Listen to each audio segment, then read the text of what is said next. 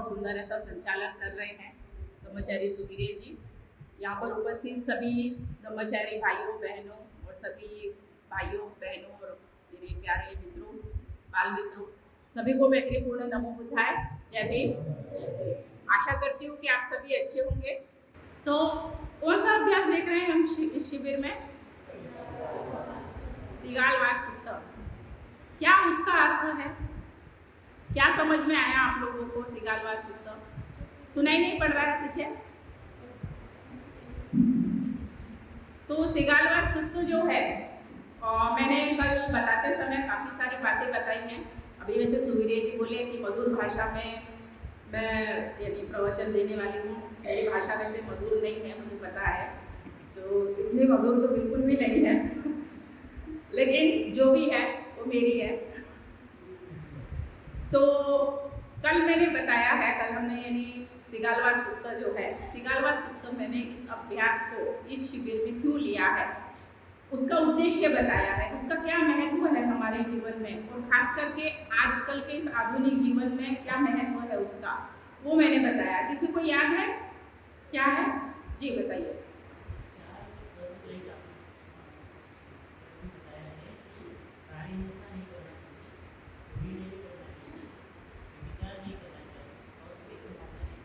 हाँ, तो ये 4 कर्म क्लेश बताए हैं आपने, जो मैंने बताए थे कल।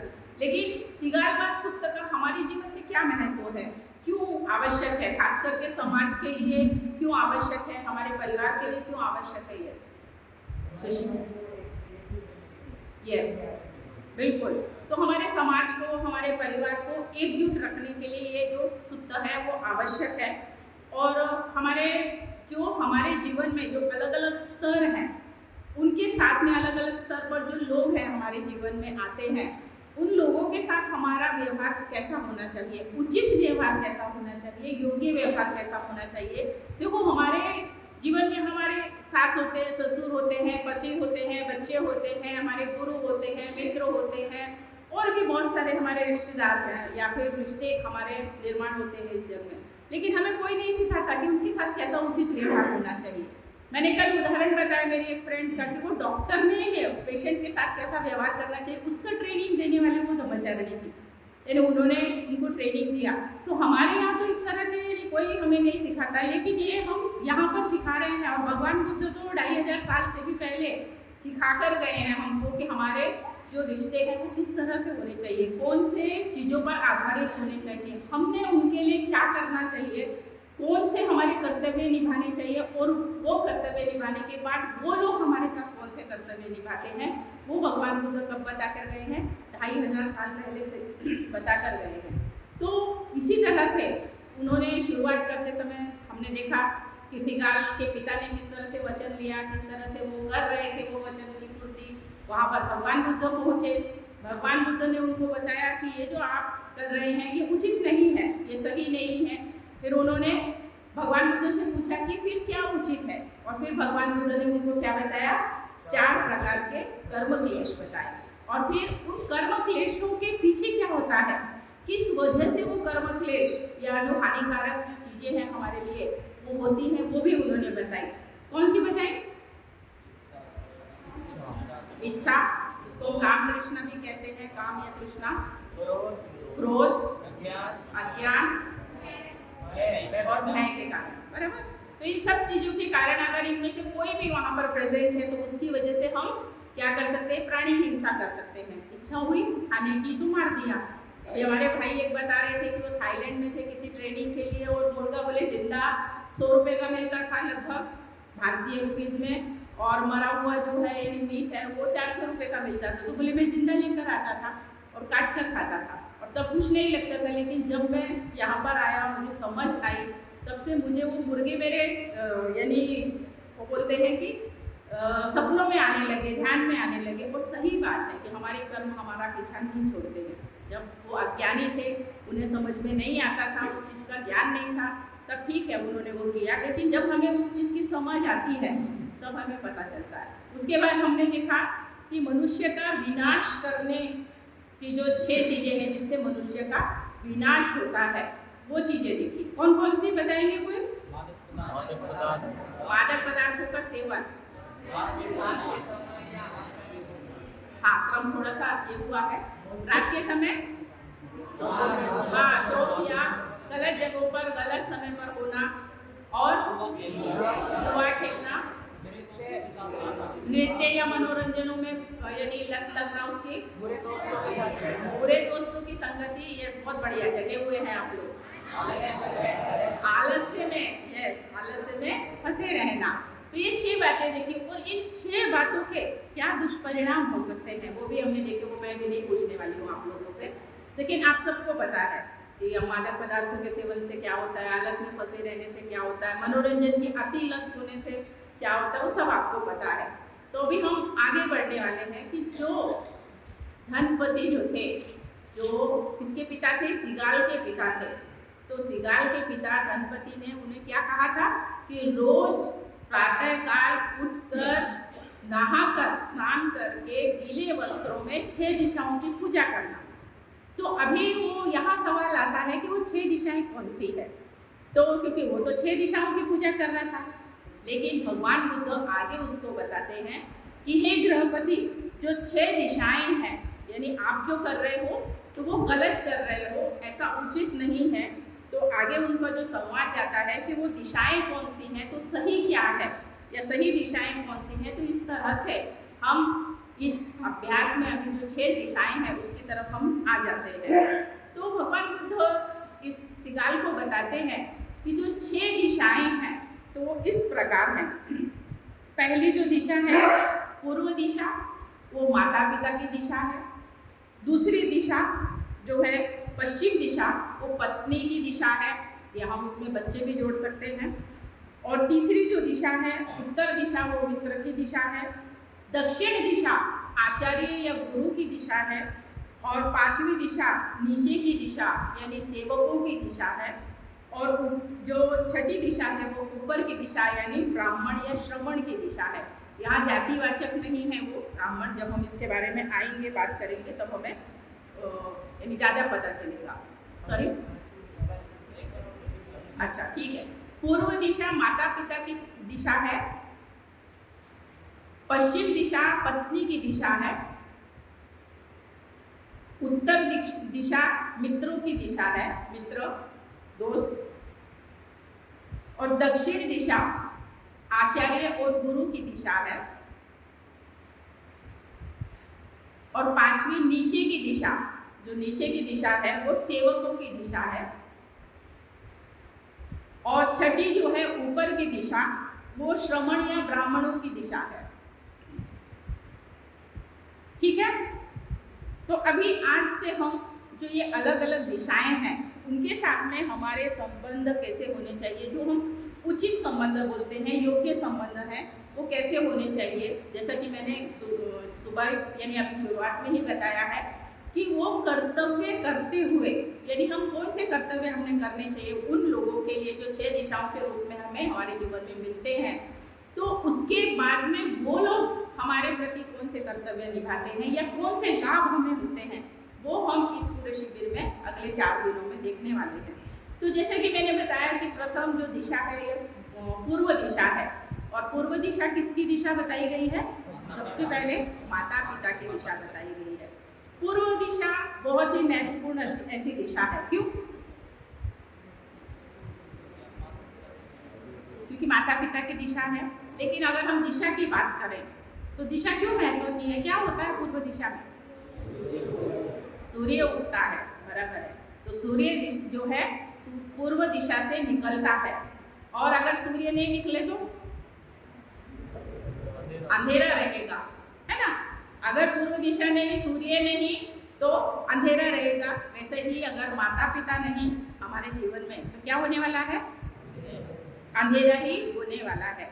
तो वैसे ही ऐसा बताया जाता है कि जब भगवान बुद्ध को बुद्धत्व प्राप्त करना था और जब बहुत सब चीज़ें हो गई थी लेकिन कुछ हो नहीं रहा था, और फिर वो बुद्ध गया में जाकर बैठे, उन्होंने ऐसा निश्चय किया कि पूर्व दिशा की तरफ मैं मुख करके यहाँ पर बैठूंगा, और जब तक मुझे ज्ञान की प्राप्ति है, जो मुझे चाहिए वो नहीं मिला, तब तक मैं यहाँ से नहीं उठूंगा।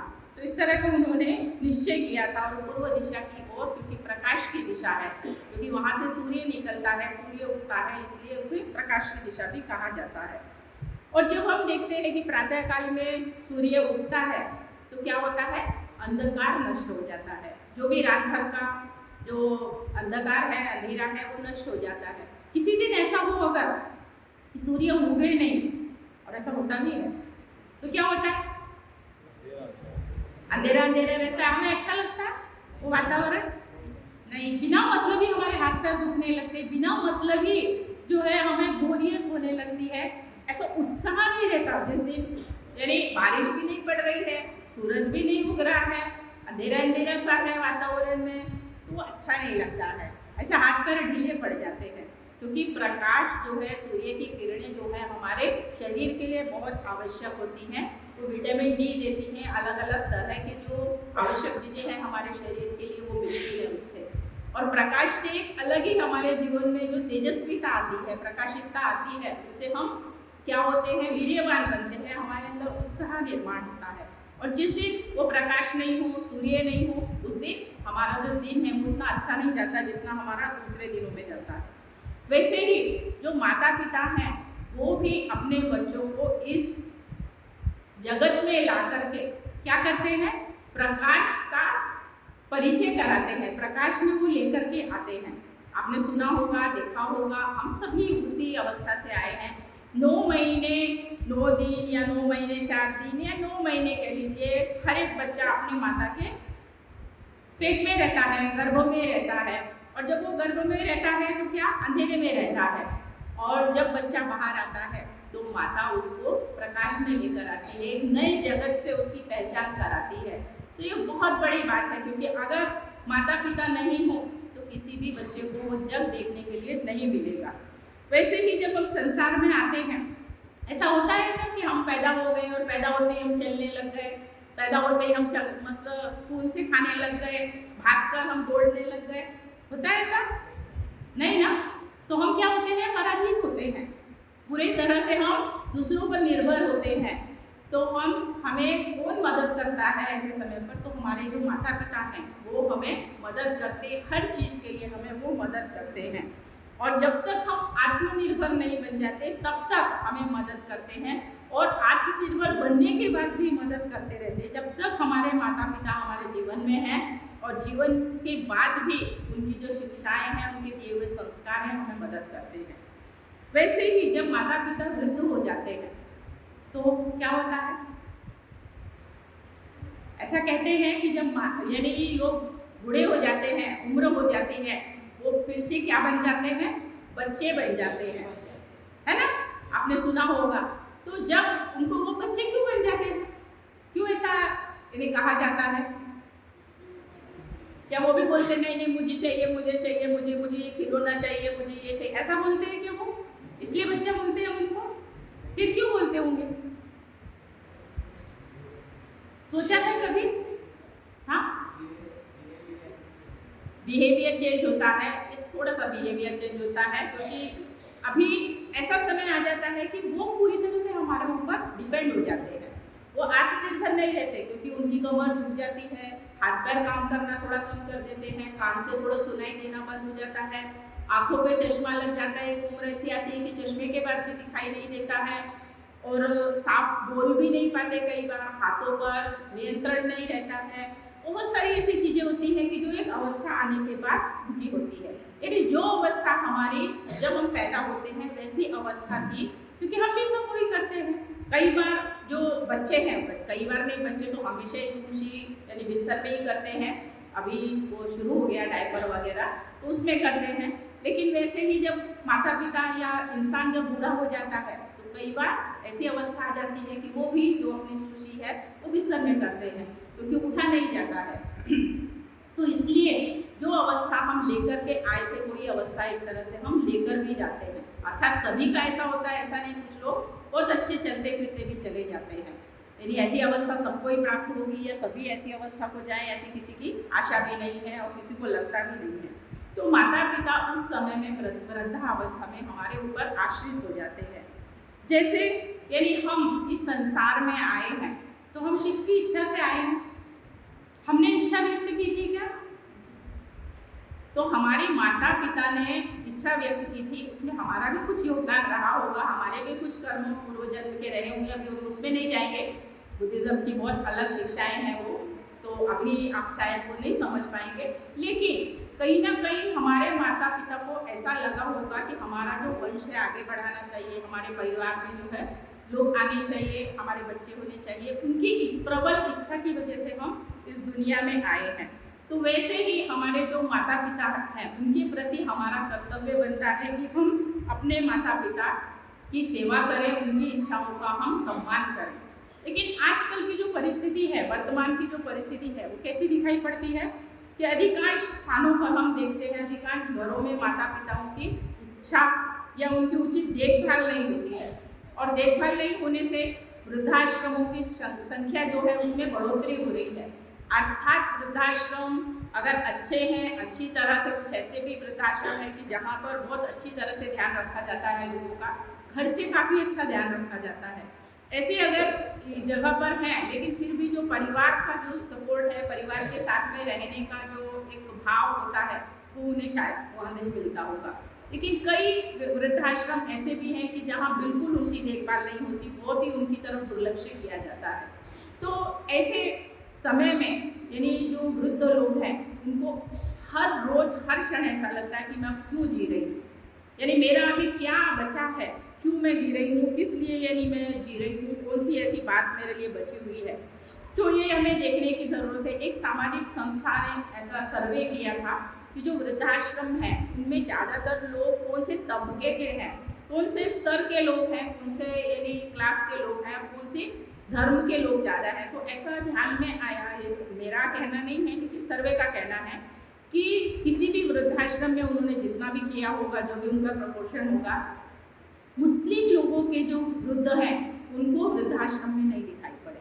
किसी भी यानी कोई भी पेरेंट, कोई भी वृद्ध मुस्लिम नहीं थे वहाँ पर, उन्होंने जितने भी वृद्धाश्रम देखे। और दूसरी बात उन्होंने ये पाई कि ज़्यादातर जो मध्यम वर्ग के लोग हैं वो लोग वृद्धाश्रम में ज़्यादा दिखाई दिए। तो ये सोचने की बात है, क्योंकि हम अभी बहुत लोअर क्लास के भी नहीं रहे हैं, बहुत नहीं, हम दरिद्र रेखा के नीचे हैं, बिल्कुल निर्धनता के नीचे हैं, ऐसा नहीं है, क्योंकि अभी हमारा स्टैंडर्ड बढ़ गया है और हम बहुत उच्च हैं, टाटा बिरला अंबानी हो गए हैं, ऐसा भी नहीं है। तो शायद वो लोग जो उच्च लोग हैं, जो पैसे हैं जिनके पास, वो लोग रखते होंगे, घरों में रखते होंगे, पैसे देते होंगे लोगों को, उनकी सेवा करवा लेते होंगे। और गरीब लोगों के यहाँ पर शायद नहीं भी हुआ तो भी जैसे तैसे मिलकर वो कर लेते हैं, जितना हो सकता है उतना कर लेते हैं। लेकिन मध्यम वर्गीय जो लोग हैं वो ज़्यादातर उनकी संख्या वृद्धाश्रमों में दिखती है, ऐसा इस सर्वे का कहना है। मुझे पता नहीं है इसके बारे में, लेकिन एक उदाहरण मैं बता सकती हूँ कि शायद ये सच भी हो सकता है कि मुस्लिम लोग अपने पेरेंट्स की चिंता करते होंगे, उनको संभालते होंगे। कि मेरी बिल्डिंग में भी एक फैमिली है मुस्लिम, और वैसे वो जो लड़का है बहुत बड़ा है, ऊंचा लंबा तगड़ा लड़का है वो, यानी नॉर्मल नहीं दिखता, वो थोड़ा सा नॉर्मल लोगों से ऊंचा तगड़ा है, और कोई ज़्यादा बात नहीं करता उससे, क्योंकि बहुत गंदी जबान है उसकी, यानी इतना अच्छा बोलता नहीं है वो। लेकिन जब उसके पिता की मृत्यु हुई तो मुझे वो क्षण याद है कि जब उन्होंने ताबूत, यानी उसमें ताबूत वगैरह जो भी उनका होता है उसमें उनको रखा हुआ था, किसी वजह से उसकी बहन को मैसेज नहीं जा सका, यानी वो उस तक पहुंच नहीं पाए, फ़ोन नहीं कर पाए या क्या हुआ पता नहीं, लेकिन वो बहन नहीं आ पाई और उनको लेकर जाना था, बहुत समय हो गया था, तो उस समय देर हो रही थी। फिर वो लड़का जो है अपनी मम्मी से पूछता, अपनी अम्मी को पूछ रहा था, अम्मी लेकर जाए क्या, इजाज़त है क्या। मुझे ये शब्द यानी अभी भी मैं बता रही हूँ तो मैं थोड़ी इमोशनल हो रही हूँ कि ये बात पूछना, यानी अपने बच्चे ने अपनी माँ को कि अम्मी इजाज़त है क्या, तो ये बात बहुत बड़ी बात है कि वो उसने ये नहीं सोचा कि अभी क्या यहाँ पर डेड बॉडी तो पड़ी हुई है, चलो लेकर चलते हैं, ऐसा कुछ नहीं उसने जल्दी की, लेकिन उसने अपनी अम्मी से इजाज़त मांगी कि आपकी इजाज़त है क्या ले जाने की। तो ये मेरे दिल को बहुत छू जाने वाली बात थी कि बहुत छोटा सा काम था, ये कोई बहुत बड़ी ऐसी बात नहीं थी, लेकिन हम सोच सकते हैं कि उसने अपनी माँ का, शायद वो नहीं भी करता होगा सम्मान, लेकिन उस समय मुझे जो दिखाई दिया, और वो लड़का इतना अच्छा नहीं है, जैसे मैंने बताया उसकी इमेज उतनी अच्छी नहीं है हमारी बिल्डिंग में, लेकिन जो उसका वो एक जेस्चर था वो मुझे बहुत, यानी मेरे दिल को छू कर गया। वैसे ही हम देखते हैं कि यहाँ पर जो भी हम आज की परिस्थिति देखते हैं तो माता पिता अपने जो बच्चे हैं उनको विरासत में बहुत सारी चीज़ें देते हैं, अपनी संस्कृति देते हैं, संस्कार देते हैं, पैसा देते हैं, संपत्ति देते हैं। लेकिन जो बच्चे हैं, कल हमने हमारे ग्रुप में चर्चा की कि मादक पदार्थों का सेवन के क्या दुष्परिणाम है, तो वो बता रहे थे कि उनके पास 200 एकड़ ज़मीन थी एक परिवार में, वो अपने घर का नहीं लेकिन दूसरे घर का उदाहरण बता रहे थे कि 200 एकड़ ज़मीन थी, लेकिन एक पीढ़ी ने वो ख़त्म की और दूसरी पीढ़ी ने भी ख़त्म की वो। तो वो हमारे भाई बता रहे थे कि कैसा वो, यानी हम अपने एक लत की वजह से, अपने एक बुरी आदत की वजह से हमारे माता पिता, हमारे पूर्वजों ने कमाई हुई जो संपत्ति है, विरासत है, उसको हम गंवा देते हैं। तो वो हमें देखने को मिलता है। तो ऐसा आगे चलकर भगवान बुद्ध ने जो सिकाल है उसको 5 तरह की सेवाएं या कर्तव्य माता पिता के प्रति बताए हैं कि हमारे 5 तरह के कर्तव्य हैं कि जो हमें अपने माता पिता के लिए हमें करने चाहिए, और 5 ही तरह के उसकी फिर हमें फल मिलते हैं या माता पिता की तरफ से हमें उसका आशीर्वाद मिलता है। तो 5 प्रकार कौन से हैं? तो पहला है कि माता पिता ने मेरी देखभाल की है और अब मुझे उनकी देखभाल करनी चाहिए। तो हम देख सकते हैं कि मैंने शुरू में ही बताया कि जब से हम पैदा होते हैं तब से लेकर यानी माता पिता हमारी देखभाल करते हैं। कभी ऐसा लगता है कि नहीं अभी बच्चे सेटल हो गए, अभी देख लेंगे, हम अभी अपना कर लेंगे, लेकिन फिर भी माता पिता हमेशा बैकग्राउंड में उनको मदद करने के लिए रहते हैं। जैसे मैंने मेरा उदाहरण बताया कि जब तक मेरे बच्चे घर में नहीं आ जाए तब तक मेरी बुरी आदत है वो, लेकिन तब तक मुझे नींद नहीं आती है। तो वैसे ही हर एक घर में वैसा होता है कि माता पिता हमेशा चाहते हैं कि हमारे बच्चों का भला हो, हमारे बच्चे अच्छा करें। और कल मैंने ये भी उदाहरण बताया कि जब हमें किसी चीज़ के सुख का अनुभव होता है, समाधान का अनुभव होता है, तो हर माता पिता को लगता है कि मेरे बच्चे को भी ये समाधान का अनुभव हो।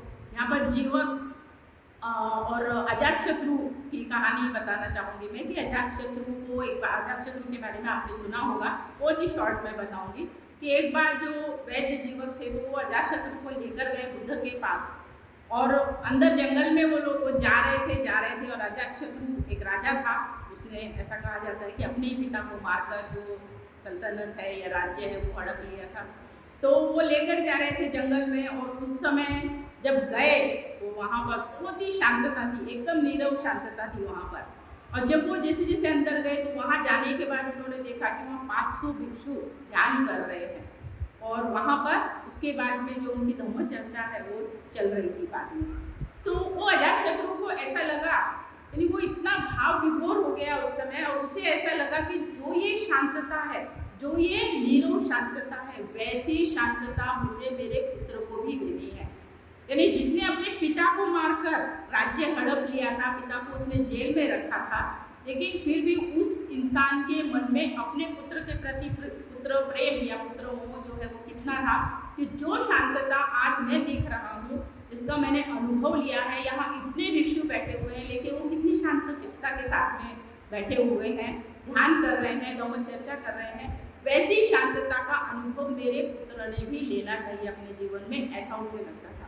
तो भाइयों और बहनों, जब हमें कभी ऐसा लगता है कि हमारे माता पिता क्या बिना मतलब की बड़बड़ करते रहते हैं, व्यर्थ में बोलते रहते हैं, मैं तो जाकर वापस ही आने वाला हूँ, या क्या होने वाला है अगर 1 घंटे के लिए मैं चला गया, दोस्तों के साथ में अगर एक आध पैग मार लिया मैंने तो क्या फ़र्क पड़ जाएगा, एक आध छुट्टा मार लिया तो क्या उतना फ़र्क पड़ने वाला है, इनको क्या समझता नहीं क्या, मैं क्या इसका आदि थोड़ी होने वाला हूँ।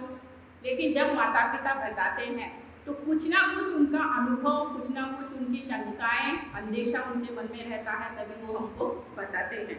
तो अब तक उन्होंने हमारी देखभाल की है, तो अभी हमें उनका देखभाल करने का समय है। दूसरी जो बात है, उन्होंने अब तक मेरे सारे काम किए हैं, अब मुझे उनके काम करने चाहिए। तो अब ये अब जो है इसका जो अंदाज़ा है आप लगा लीजिए कि जब माता पिता करने लायक नहीं रहते हैं, उन्हें हमारी मदद की आवश्यकता होती है। देखिए कई बार आजकल बहुत टेक्नोलॉजी का ज़माना है और नई नई चीज़ें आती हैं, हमारे मम्मी हमारे पापा फ़ोन लेते हैं, हम लेकर देते हैं, लेकिन चलाना नहीं आता। कई बार टीवी अभी ऐसे चल पड़े हैं कि वो सीधे सीधे रिमोट दबा दो, ऐसे नहीं चलते, तो उसमें इसमें जाओ उसमें जाओ, ये करो वो करो, पता नहीं क्या क्या वो टेंट्रम्स करने पड़ते हैं वो टीवी चलाने के लिए भी। और अगर वो बोलते हैं बेटा ये आकर दिखा दे जरा वो कैसे करना है, बच्चे क्या बोलते हैं आपको समझता नहीं क्या, इतना सिंपल तो है, लेकिन जब हमने कितनी बार पूछा होगा अपने माता पिता को, ए के बाद बी आता है, बी के बाद सी आता है, ये बताने के लिए हमने अपने माता पिता को कितनी बार पूछा होगा। बहुत ही कम बार ऐसा होगा कि बच्चों के ऊपर माता पिता चिल्लाए होंगे, लेकिन वो अपने बच्चों को बताते रहते। एक ही सवाल पता नहीं कितनी बार यानी पूछते हैं। मुझे याद है कि जब हम अपने बच्चों को लेकर मेरे मायके जाते थे, मेरा मायका भी इतना दूर है और मेरी ससुराल भी इतनी दूर है, तो जब भी हम जाते थे तो इतना घंटे लगते थे, हमको शायद 36 घंटे लगते थे और मेरे बच्चे बोर हो जाते थे। और ट्रेन रुक गई तो और भी ज़्यादा बोर, अभी क्यों रुक गई मम्मी, ट्रेन क्यों रुकी अभी, पापा ट्रेन क्यों रुक गई अभी जाना है ना हमको बहुत समझाना पड़ता था, बेटा हम खाना खाते हैं ना, वैसे ट्रेन को भी खाना खाना पड़ता है, वैसा पानी पीना पड़ता है ट्रेन को, और ड्राइवर अंकल थक जाते हैं ना, तो इसलिए उनको भी थोड़ा आराम करना पड़ता है, क्योंकि उनको स्टॉप आ गया इसलिए रुक गई, वो कुछ नहीं समझता था। तो ऐसा बोझ कितने हर आधे घंटे बाद वो ये सवाल पूछते थे, क्या क्या जवाब दोगे आप उनको। लेकिन माता पिता अगर दूसरी बार भी हमसे कुछ पूछ ले तो हम क्या करते हैं, इंक्लूडिंग मी, मैं ऐसा नहीं कह रही कि आप सब करते हैं, हम सभी करते हैं कि जब एक बार के बाद 2 बार के बाद अगर माता पिता हमसे पूछ लें तो हमारी सहनशीलता वहीं पर समाप्त हो जाती है। तो हमें देखने की ज़रूरत है कि उनको किस चीज़ की ज़रूरत है। शायद फ़ोन में मदद की ज़रूरत होगी, शायद उनको कभी कोई बूढ़े दिखे तो उनको हाथ पकड़ कर ले जाने की ज़रूरत होगी। लेकिन हम क्या बोलते हैं, वो देखो उनके पापा तो कितने अच्छे हैं, उनकी मम्मी तो कितनी अच्छी चलती हैं, आपको क्या हो गया, इतनी सी उम्र में आप ऐसे हो गए। अरे हर एक शरीर अलग होता है, हर एक परिस्थिति अलग होती है, हर एक का जीवन का जीने का ढंग भी अलग होता है। हो सकता है आपके माता पिता को ज़्यादा तकलीफ होगी, वैसे ही उन्होंने उन्होंने अपना वंश आगे बढ़ाया है आपको जन्म देकर, तो हमारा भी कर्तव्य बनता है। लेकिन इसके बारे में मैं कहूँगी कि मैं ऐसा नहीं कहूँगी कि उनकी इच्छा है इसलिए आपने उनका वंश बढ़ाना चाहिए, तो उसमें आपकी इच्छा भी शामिल होनी चाहिए। क्योंकि कई बार ऐसा भी होता है कि माता पिता को बहुत लगता है बच्चे पैदा करने चाहिए, लेकिन संभालने हमको ही पड़ते हैं, क्योंकि माता पिता रह रहे हैं पुणे में और बच्चा ड्यूटी कर रहा है कहाँ, बेंगलोर में। अभी कुछ महीने के लिए माता पिता जाते भी हैं मदद करने के लिए, लेकिन ज़िंदगी भर तो जिम्मेदारी जो माता पिता हैं उनको ही उठानी पड़ती है। दादा दादी कुछ समय के लिए वो जिम्मेदारी उठा सकते हैं, लेकिन अगर आप सक्षम हैं, आप जिम्मेदारी उठा सकते हैं, तो आप निश्चित ही उनकी जो इच्छा है वो पूरी कर सकते हैं। वैसे ही उन्होंने जो मुझे विरासत दी है, जैसा मैंने पहले भी बताया है कि जो भी विरासत हो, चाहे वो संपत्ति के रूप में हो, पैसे के रूप में हो, या विरासत संस्कार के रूप में हो, कोई ऐसी चीज़ हो सकती है कि जो विरासत में मुझे वो दे सकते हैं। शायद कुछ शब्द होंगे उनके, शायद कोई रहने का ढंग होगा, शायद घर में कुछ नियम बनाए हुए होंगे जो हमारे समाज के लिए, हमारे घर के लिए, परिवार के लिए उचित होंगे, अच्छे होंगे, कल्याणकारी होंगे, तो उनको हमें चालू रखना है, उनकी रक्षा करनी चाहिए। वैसा ही बताया गया है कि जो दिवंगत माता पिता हैं, जो हमारे माता पिता इस जीवन में नहीं हैं, वो चले गए हैं, उनके प्रति भी हमने श्रद्धावान रहना चाहिए, वफादार रहना चाहिए, और उनकी स्मृति में हमने दान पुण्य करना चाहिए, ऐसा भी बताया गया है। नहीं तो हम क्या करते हैं, माता पिता की जब मृत्यु होती है तब लोग क्या करते हैं, उनकी पसंद की चीज़ें रखेंगे फोटो के सामने और अलग अलग चीज़ें करेंगे कि वो आएंगे और वो खाएंगे, वो कभी नहीं आते।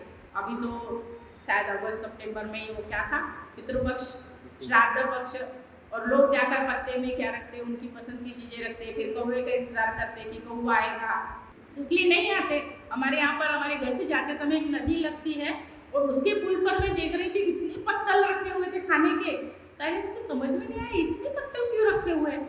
फिर मेरी यूट्यूब चली, अरे वो चल रहा है, भी श्राद्ध पक्ष चल रहा है, इसलिए ये अपने माता पिता के लिए रखे हुए हैं इन लोगों ने। तो हमें सोचने की ज़रूरत है, उससे अच्छा उनके स्मृति में आप वो पैसे दान कीजिए, जिनको ज़रूरत है उनको दान कीजिए, धर्म के लिए दान कीजिए, लोगों को अन्न दान कीजिए, क्योंकि वो नहीं आने वाले हैं, ये तो क्लियर है कि वो नहीं आने वाले हैं, तो उनकी स्मृति में आप दूसरा दान कर सकते हैं। वैसे ही अगर हम माता पिता की सेवा करते हैं, माता पिता की श्रद्धापूर्वक हम देखभाल करते हैं, तो हमें जो निम्नलिखित लाभ है, जो आगे मैं बताने वाली हूँ, वो लाभ होते हैं। तो पहला जो लाभ है, वे अपने बच्चों को बुरे रास्तों से या बुरी चीज़ों से दूर रखते हैं और अपने बच्चों का पालन पोषण अच्छे मार्गों और अच्छी परिस्थितियों में करते हैं। तो हम माता पिता का जब देखभाल हम करते हैं, वो भी हमें बुरी चीज़ों से दूर रखते हैं। आपने हमेशा देखा होगा कि जो भी बुरी चीज़ें हैं, बुरी बातें हैं, बुरे लोगों की संगत है, हमसे पहले माता पिता को पता चल जाता है कि ये मेरे बच्चे के कल्याण के लिए नहीं है, इस चीज़ से मेरे बच्चे का नुकसान होने वाला है, और वो हमें समय से ही आगाह करते हैं, हम सुने न सुने, तो हमें ध्यान देने की ज़रूरत है। वैसे ही आवश्यकता पड़ने पर अच्छे कर्म करने के लिए वे प्रोत्साहित करते हैं। जब वो देखते हैं कि हमने कुछ अच्छा कार्य किया है तो और प्रोत्साहित करते हैं और हमें प्रेरणा देते हैं वो करने के लिए। अगर हम दान करते हैं तो हमारे माता पिता बोलते हैं, अरे बहुत अच्छी बात है, आप दान दे रहे हो, ये बहुत अच्छी बात है, उनको ज़रूरत की, आपने मदद की, तो ये बहुत अच्छा हमको प्रोत्साहित करते हैं। वैसे ही वे अपने बच्चों को अपने परिवार द्वारा अपनाए गए व्यवसाय और कलाओं की शिक्षा देते हैं, उनमें पारंगत बनाने की कोशिश करते हैं। मान लीजिए हमारे घर में हमारे परिवार का कोई व्यवसाय है, शायद आपका मिट्टी के बर्तनों का व्यवसाय होगा, शायद आपका जूते बनाने का व्यवसाय होगा, कुछ लोग गार्डनिंग करते होंगे, कुछ लोग होटल चलाते होंगे, कुछ लोग रेस्टोरेंट चलाते होंगे, कुछ का शायद कपड़े सीने का व्यवसाय होगा। तो माता पिता क्या करते हैं, कोशिश करते हैं कि हमारा व्यवसाय आगे बना रहे और हमारे बच्चे उसको अपनाएं। लेकिन कई बार हमको दूसरे की गुलामी करना मंजूर होता है, लेकिन अपने माता पिता का जो व्यवसाय है वो करना हमें मंजूर नहीं होता है। तो माता पिता अगर हम उनकी बात मानते हैं तो शायद वो आगे चल के हमें मदद कर सकता है वो व्यवसाय। वैसे ही जो चौथी बात है, जब बच्चे सही उम्र के हो जाते हैं तो उनका विवाह योग्य कन्या या वर से विवाह करवाते हैं। तो वो भी जिम्मेदारी अभी तो बदल रही है। वैसे बात अभी तो जब हम योग्य हो नहीं हो हम खुद भी कर लेते हैं, और ये जरूरी भी नहीं है कि माता पिता जिस जीवन साथी को हमारे लिए चुनेंगे वो हमारे लिए अच्छा होगा ही, लेकिन कम से कम हम उनका अनुभव उसमें ले सकते हैं, उनकी मदद ले सकते हैं, क्योंकि उनका एक अनुभव है उनके पीछे, वो हमें शायद मदद कर सकता है। और वैसे ही जो उनकी सांसारिक समस्याएं हैं उनका वो समाधान भी करते हैं। और पांचवी जो बात है, समय आने पर वे अपनी सारी संपत्ति और विरासत अपने बच्चों को सौंपते हैं, ताकि उनका जो सांसारिक जीवन है वो सुखमय बना रहे, अच्छा बना रहे। तो जब भी समय आता है, और मैं तो ये हमेशा कहती हूँ कि सही मायने में वो समय आने देना चाहिए। कई बार कई ऐसे केसेस हमने देखे हैं कि माता पिता ने सारी संपत्ति अपने बच्चों में बांट दी और आखिर उनके पास आखिर में कुछ नहीं बचता, और कोई भी माता पिता की देखभाल नहीं करता है, और सब लोग यहाँ से वहाँ, वहाँ से वहाँ, वहाँ से वहाँ। अभी फिल्म का मैं जिक्र नहीं करना चाहती, लेकिन बागबान फिल्म में हमने देखा है, और ऐसी बहुत सारी फिल्में बनी हैं, लेकिन वो फिल्मों की बात है। लेकिन रियलिटी में भी अगर आप देखते हैं, क्योंकि हम बहुत सारे लोगों को, हम ब्रह्मचारी ब्रह्मचारिणियाँ बहुत लोगों को मिलते हैं, यानी हमारे जीवन में अब तक हजारों लोगों से पाला पड़ा होगा जिनके साथ में हमने बातें की हैं, मिले हैं, उनके जीवन की समस्याओं को जाना है, उन्हें मदद की है। तो ऐसे कितने सारे परिवार हमें देखने को मिलते हैं कि उन्होंने यही समय रहते ही, बहुत समय से ही उन्होंने अपनी सारी संपत्ति अपने बच्चों को दे दी, लेकिन एक समय ऐसा आता कि कोई बच्चा उनकी देखभाल नहीं करता। तो ये हमें सोचने की ज़रूरत है कि उचित समय कब है। आप शायद अपनी विल बनाकर रख सकते हैं, अपनी जो इच्छा पत्र है, मृत्यु पत्र है, वो बनाकर रख सकते हैं कि मेरी मृत्यु के बाद मेरे बच्चों को इसको ये मिले, उसको वो मिले। लेकिन आप कम से कम अपने जीते जी कुछ चीज़ें अपने लिए रखें, ताकि आपका जो भरण पोषण है वो ठीक से हो सके। आप पूरी तरह से दूसरों पर यानी निर्धारित ना हो, निर्भर ना हो, इतनी हमें केयर लेने की ज़रूरत है। तो ऐसा कहा जाता है कि जब बच्चे माता पिता के साथ इस प्रकार का व्यवहार करते हैं तो माता पिता भी उनके प्रति ये पांचों जो कर्तव्य हैं उनका पालन करते हैं, और इस तरह से भगवान बुद्ध सीगाल को बताते हैं। ये सब करके हम पूर्व दिशा को सुरक्षित कर सकते हैं, आच्छादित कर सकते हैं, जिससे हमारा परिवार सुखी, शांतिपूर्ण और सुरक्षित भी रहेगा। तो जो 6 दिशाएं हैं यहाँ पर जो हम कल से देख रहे हैं, तो पहली दिशा पूर्व दिशा जो माता पिता की दिशा है, जब हम माता पिता के प्रति इन कर्तव्यों का पालन करते हैं तो माता पिता भी हमें आशीर्वादित करते हैं इन 5 कर्तव्यों का पालन करके। तो ऐसा ही हम बाकी की जो दिशाएं हैं, बाकी के जो हमारे रिश्ते नाते हैं, वो भी अगले 5 दिनों में देखने वाले हैं। तो आप लोगों ने बहुत शांति से मुझे सुन लिया, बहुत बहुत धन्यवाद। यही पर रुकती हूँ। नमो बुद्धाय।